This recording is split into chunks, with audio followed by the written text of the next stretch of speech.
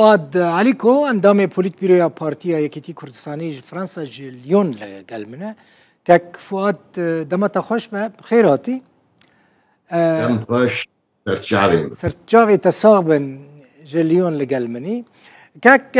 فؤاد من خواست بزانبم يعني مثلا نهانا اوبوزيسيون معارضه ما نشورش ما اسد شو حتى شي دستاني سر حكم دي سوري بريفا دبا قد بياني بشكي مزنج سوري سبب چیه هونو پیانکه یعنی حسده یعنی پیاده که هنهین لحف ناکن است خازم خالین سرکه بزانبم کاک فؤاد لا بوريس اشتري واشتمشي براستي اشتي دو نائيروي بله يعني دماغ اسد لسر حكم بو ايرو اسد تني ويشاغي هيمان وقفتوغو نابينا مت تشيدبون شاوا ام بهفدور هفبش في هريما دناب لبي مدي ام بهفدور اداره بكن وبوك هذي النب الرنجي حزب بعث الجبهه الوطنيه تق وسي بيمان جي تشيبون وتيفشو بيمان ديجي 2020 دقهاش بوناغا قلكي باش ودور ديسا ختم انها ام برا وشقدل بله انها بازار لسر هبونا ملتي كرد هندري سوري دويتش نما لسر هريمي كاشاوا بهدول اداره بكنيا او قشو او خالي قامل لسر قفتوغو دكر تو معنى ايرو جيرنا ما وقت بين نافي دكر انعقد اجتماعي هقر لشكري النشار هقر ما مسألة خواندني افقش تيفتشو ايرو بري ما دويل شامي به ودوي شاندك كردي هالبشر دوي ايرو قفتوغو لسر ويتشي به امي كاربن بهفدور هرن شامي يانا ودباور يامده هاجر ام نكاربن زرارك مزن ام دقهين نبارتي اخوان دقهين ملت قالك باشا كاك فؤاد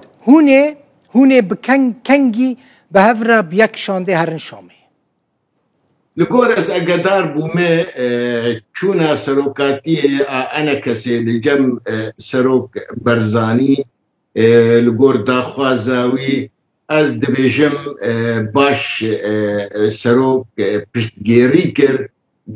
تفگرا کردی بشانده که هر و نبس پنکه و انجمنا نشتمانی کردی هزی کردی چی هند باور یامده دبی ببین شریک وقت سرانی زمان پیشورو به هر دو بشیخوا وحده هی پارتیا سکرتیره و احمد سینو الپارتی هی انیا کردی هی کسی سر بخواهنه ایرو شانده به آوا کرن دوی بوک کرد برا باد برنر دوی شانده کردی تیبت به باش و جبو پرسبریکا ملت کردی و دوزا ملت کردی اگر امولو نکن او روشامه قالك خراب بدو شانده و ستانده باشه اما مسئله سیاسی يعني پرسکریکن سیاسی نوا آلین سیاسی دا دین ناریه کی هون بچن شامه هون اجبو کردان چه بخوازن کاک فؤاد دباور یامد ایرو دم هاتیه ام بزلالی بیشن ام دخوازن سوریا فدرال و دهنوه سوریا فدرال فدرالية كردية او فدرال كردي او دبيجن انه كرد نبه بدو قريداينه امي في برسيجوان بكن دبي عفرين وكوبانيا وقامش لي بهدو بي قريدان ونشاوا دبينين بهدو بي قريدان امبيرل او ملتين وانقونا غادي شتر كمان بن شعرب بن او جي شريكي مني لقور بارا خوا ويد في حريمي دبن دم قهاشتي ام بزلالي بيجن وقت ملتي كرد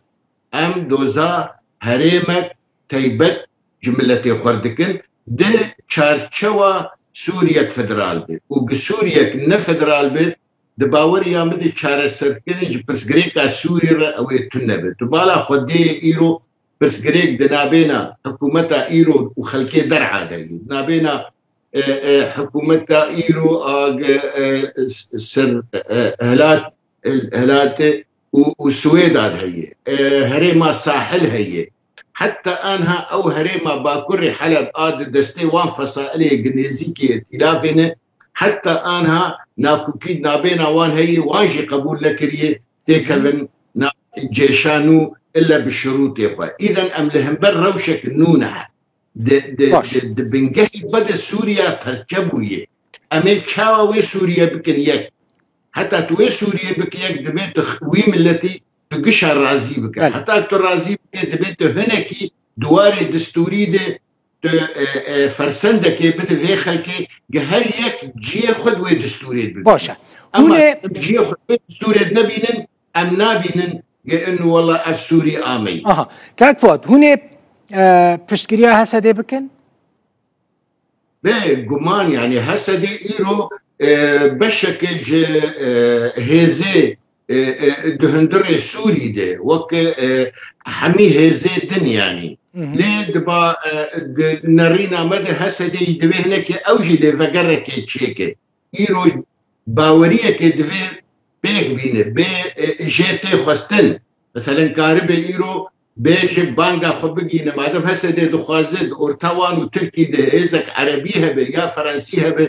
شراوي نخوازد بي بيشمرقة دي فيه هنورن وأف دي فيه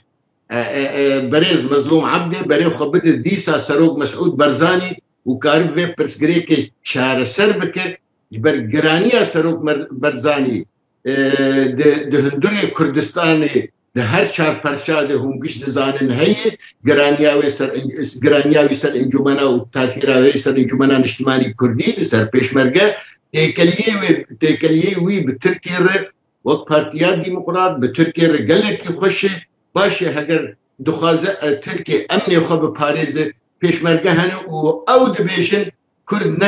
نه حسدینه و نه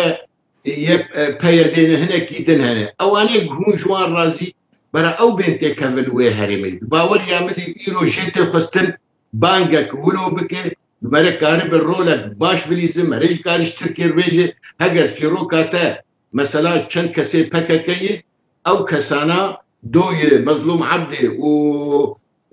احمد الشرع هردو رونشتن بهفدوره وقهاشتن النقاطنا بهفدوره وقوتي البورج اخافتنا بريز مظلوم عبدي گو گاونی پوزیتیو ما آویتنو او بردوام بکیش افغانستان بس گریکا پکه نبس لفی درا بو پرس گریکا سوري بو پرس گریکا حکومتا سوري تركي ايرو لانقره دانوستندني عبد الله اوجلان ردك سروكي بككي وببرلمانيه نزيكي وان دكي فاذا الجرينه في مدية ايرو تشتي خستن بي وسط الشرب سكن عندن ودليل ديالوج كيف هذا خلاص الرجيم شو افهزي لسر عرضي دفي قش ديالوج كيف بكن بالرنجه براتيك كارب بشارسريه كيش بس غريكا سوري ربينن وشاوا ام كاربن سوريا بهفدور هبش افاب باشا كاك فؤاد تشتكي دن هنا وكأنا كسي قبول بكن كو مظلوم عبدي سروكتية شاندا كردي بكش بو شامي او دبينين لقور دانو استندني يعني او لقور تفاهما قبل هفدور بكن يعني سواء مظلوم عبدي او غيري مظلوم عبدي بكيبه او تو بروبلم او تنبي وقتا قبلهن اتفاقك بهفدور افتشتي بتوجي كن دبي ام لسر نسكنن اي مزن ام خدي نرينك هفبش هر شامي وبيك شان ام گفتگویی بکن ام ایرو گرینگی گملی پرسن من خواست ویجی بزانبم تنهال فرانسا دمینی کک فؤاد فرانسا تی هری شامه یا هری قامشلو برس گریک نیمنی تیبت هنه مثلا پشتور تامه از بیم هولیری و هرم قامشلو و هگر مطاری قامشلو هات بيك هات از جفه درات المطاری قامشلو قیابه ده بخير وري كنت هاتي امي الفيدري الاستوديو جي تبكن ميغاني خو زور سپاس فؤاد عليكو سياست مدار ناسكري روجاوي كرساني اندام پوليت بيرويا پارتيا اكيتي كرساني جي فرنسا باجار ليون